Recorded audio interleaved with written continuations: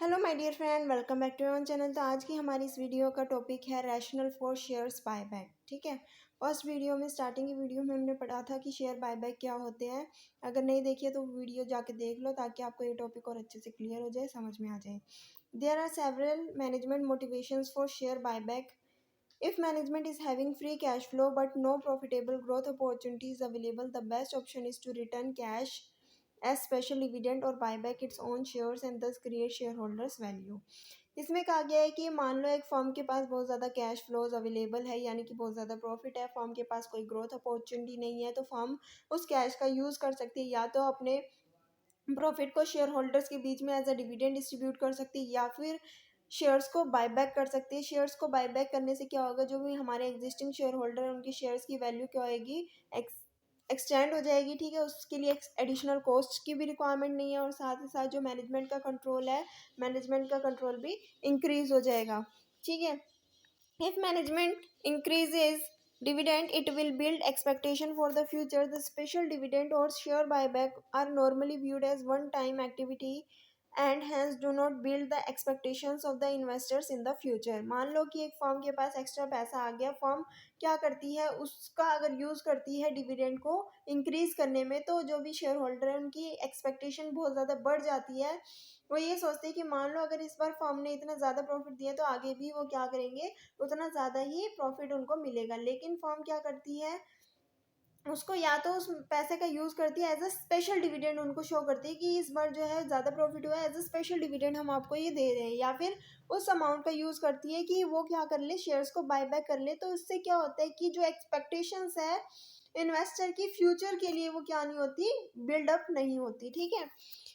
अगर मान लो फ्यूचर के लिए एक्सपेक्टेशन अगर एक बार शेयर होल्डर्स की बढ़ जाती है, फ्यूचर में उनको इतना जो है प्रॉफिट नहीं मिलता, उनको इतना डिविडेंड नहीं मिलता, तो उनकी एक्सपेक्टेशन फिर क्या होएगी, डाउनफॉल हो जाएगी। तो उस चीज़ से बचने के लिए फर्म क्या करती है, या तो शेयर्स को बायबैक करती है, या फिर ये शो करती है कि ये वन टाइम डिविडेंड है, स्पेशल डिविडेंड के तौर पे आपको दे रहे, इसलिए जो ज़्यादा एक्सपेक्टेशन जो है फ्यूचर के लिए वो बिल्डअप नहीं होती इन्वेस्टर्स की। If management feels that market has not correctly valued its shares, it can go in for share buyback to bring correction in the valuation of the share। अगर मान लो मैनेजमेंट को ये लगता है कि उसके जो शेयर्स की वैल्यू है मार्केट में वो सही तरीके से वैल्यू नहीं की गई है, तो फर्म क्या करती है, अपने शेयर्स को बायबैक करती है, उसमें करेक्शन करती है, और फिर मार्केट में उसको क्या करती है, ऑफर कर सकती है।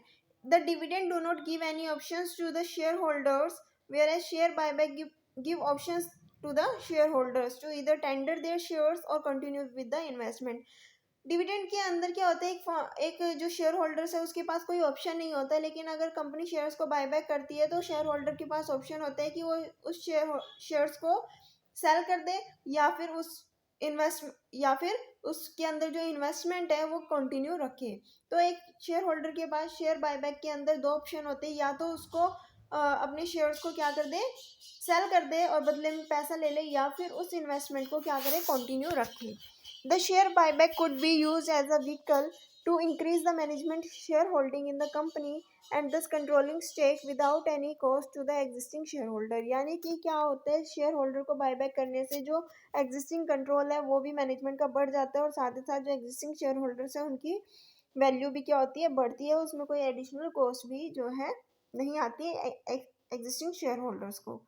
One usage of retained earning we often greet with special enthusiasm when practiced by companies which we have an investment interest in is repurchase of their own shares।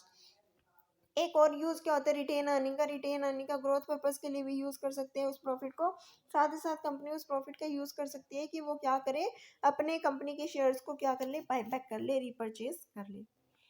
उसके बाद हमारा सेकंड पॉइंट है, how can you use share buyback to increase share holder value, कि किस तरीके से आप क्या करते हो, शेयर बायबैक का यूज करते हो एग्जिस्टिंग शेयर होल्डर्स की वैल्यू को इंक्रीज करने के लिए। If a company generate a cash which is surplus to its current operating need, it can allocate this free cash flow for expansion project, diversification project, debt reduction program, payment of dividend, or for the share buyback program।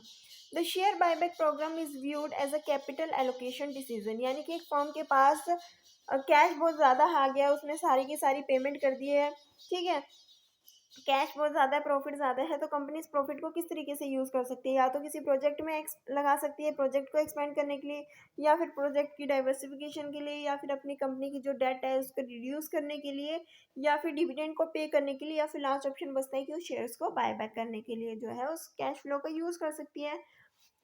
Share buyback done at below the fair value result in an instant and riskless increase in the fair value of the remaining equity shares outstanding। अब company क्या करती है, share buyback करती है जो भी fair value होती है उससे कम में।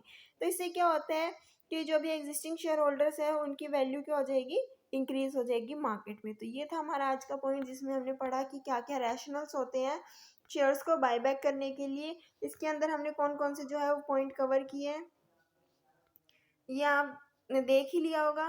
ठीक है, वीडियो अच्छी लगी तो वीडियो को लाइक शेयर सब्सक्राइब करना मत भूलना। Thanks for watching.